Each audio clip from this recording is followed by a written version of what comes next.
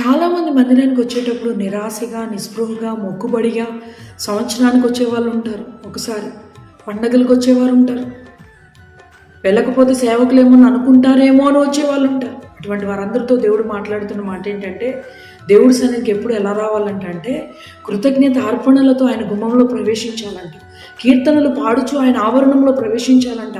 బ్రతికి ఉన్నాము, ఊపిరి పీల్చుకుంటున్నాం, అన్ని పనులు చేసుకోగలుగుతున్నాము, అనుకున్నవి మన జీవితాల్లో చూడగలుగుతున్నాము అంటే అది మన శక్తి, మన భక్తి, మన జ్ఞానం, మన తెలివి కాదండి. ఇవన్నీ దేవుడి దృష్టిలో ఎన్నికైనవి కావు. కానీ కేవలం ఆయన ఉచితమైన రక్షణ, ఆనందం మాత్రమే వాటికి కారణం.